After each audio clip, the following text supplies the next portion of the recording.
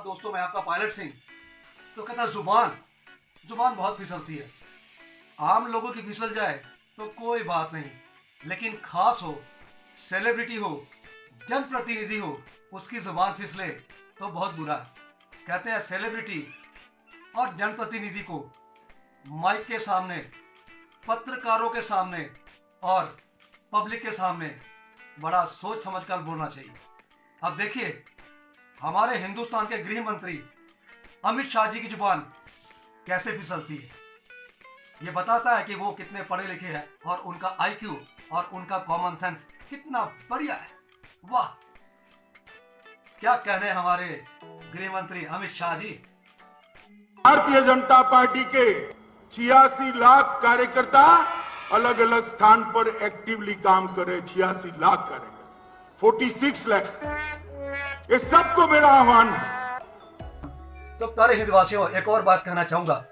हमारे गृह मंत्री अमित शाह जी, जैसे पिछली वीडियो में आपने देखा, उनकी जबान फिसलती है।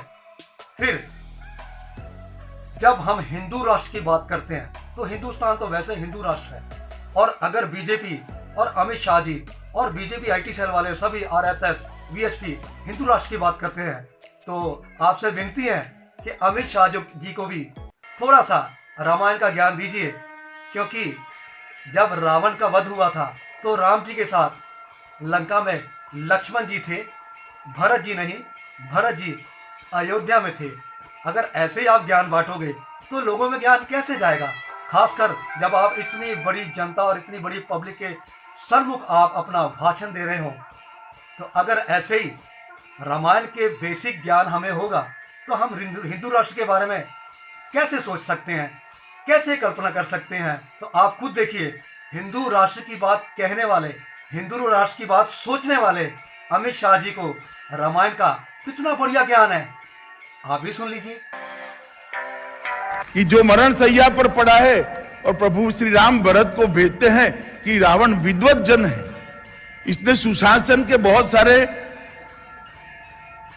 पाठ अमल में लाए हैं, जमीन पर उतारा है। सोने की लंका बनाइए, उससे तनिक जाकर ये विद्या लुप्त न हो जाए, जाकर सीख लो कि सुशासन कैसे हो। और कोई झिझक के बगैर भरत को उन्होंने सुशासन के पाठ सीखे। आपने देखा कि अमित शाह जी की, हमारे माननीय गृह मंत्री, जबान कैसे फिसली है और उनको रामायण का कितना ज्ञान है। अब उनके बेटे जो कॉर्पोरेट में है, बहुत बड़ी कंपनी है, अब एनुअल मीटिंग में अपने एम्प्लॉयज को, मुलाजिम को वो संबोधित कर रहे हैं। अरे भाई जय शाह जी, अगर इंग्लिश बोलनी नहीं आती तो क्यों धक्के से बोल रहे हो, अड़ रहे हो, जैसे गाड़ी रुक रुक के चलती है। अरे भाई हिंदी में बोलो, फ्लुएंट बोलो। अंग्रेजी बोलने से आप तो अंग्रेज तो नहीं हो जाओगे। आपके मुलाजिम को आपको मैसेज चाहिए, बेहतर है कि आप हिंदी में बोलें। Congratulate Team India for their wonderful performance in England. They shown remarkable character and made everyone proud. We are up 2-1 in Test series and we will do best in 5th Test. तो दोस्तों, ਤੁਸੀਂ ਜਾਣਦੇ ਹੋ 15-20 ਸਾਲ BJP Akali Dal इकट्ठे रहे। ਉਹਨਾਂ ਪੰਜਾਬ 'ਚ ਉਹਨਾਂ ਦਾ ਰਾਜ ਵੀ ਰਿਹਾ। पता नहीं बादल साहब का असर है कि बीजेपी के अमित शाह की जबान फिसल गई, या अमित शाह बीजेपी का असर है कि बादल साहब की जबान फिसल गई। बादल साहब की जबान किवें फिसली ते की कहंदे आ, तुसीं भी सुनो। जे तुसी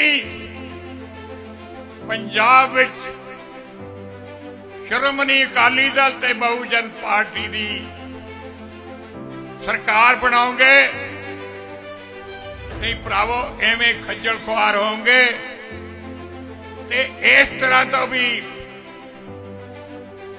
बुरा समा थानू मिल सकता है।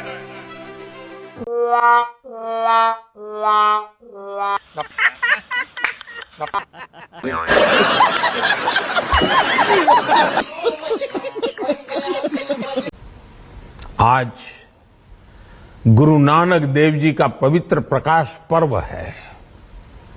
ये समय किसी को भी दोष देने का नहीं है। आज मैं आपको पूरे देश को ये बताने आया हूं कि हमने 3 कृषि कानूनों को वापस लेने का, रिपील करने का निर्णय लिया है।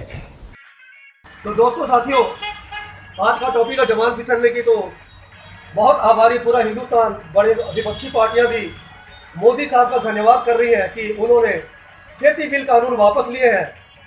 अब ये जुबान फिसली है या वो दिल से कह रहे हैं? अगर जुबान फिसली है तो कह नहीं सकते, और अगर वो जुबान पे कायम रहते हैं तो फिर पार्लियामेंट में बाकायदा तौर पर, कानूनी तौर पर इस बिल को वापस लिया जाएगा। लेकिन इस संदर्भ में मैं ये भी कहना चाहूँगा कि 2014 में मोदी साहब की जुबान फिसली थी। उन्होंने कहा था हर खाते में 15 लाख रुपए आएंगे। उसी समय एक बार फिर जुबान फिसली थी, काला धन वापस आएगा। उसके बाद जिस किसी राज्य में इलेक्शन, चुनाव होते थे, मोदी साहब की जुबान फिसलती रही है। किसी को 1 लाख करोड़ का पैकेज, किसी को 1.25 लाख करोड़ का पैकेज, किसी को 1.5 लाख करोड़ का पैकेज देने की बात करते रहे। अभी कुछ दिनों पहले, कुछ महीने पहले पश्चिम बंगाल में उन्होंने कई लाख करोड़ का पैकेज देने की बात कही। अब उस बारे में कोई चर्चा नहीं होती। तो मैं उम्मीद करता हूँ कि इस बार खेती बिल कानून जो वापस लेने की बात उन्होंने कही है, वो उनकी जुबान फिसली ना हो, बिल्कुल सही हो, और वो अपनी जुबान पर रहकर ही पार्लियामेंट में बाकायदा तौर पे, कानूनी तौर पे इसको वापस करवाएंगे। जय हिंद। दोस्तों, इसी संदर्भ में बात करना चाहूँगा कैप्टन अमरिंदर सिंह की। 2017 के चुनाव में, पंजाब के चुनाव में, उन्होंने हाथ में पवित्र गुटखा साहब लेकर कसम खाई थी कि मैं नशे को कुछ हफ्तों में ख़त्म करूँगा। शायद वो जुबान फिसली थी, वो इस कसम को पूरा नहीं कर पाए। इसके साथ साथ उन्होंने पंजाब की जनता से बहुत सारे वायदे किए थे। रोज़गार देने का वायदा किया था, उसके लिए फॉर्म भरवाए थे। टैबलेट्स, मोबाइल फ़ोन्स देने का वादा किया था, शायद उन्होंने कुछ पूरे किए हैं। किसानों के कर्ज माफ़ करने का वायदा किया था, वो भी शायद पूरा नहीं हुआ। तो आप जानते हैं कि ये जुबान फिसलने का खामियाजा उन्हें किस तरह भोगना पड़ा, और किस हालात में और कैसे बेरुखी में उनको मुख्यमंत्री का पद छोड़ना पड़ा।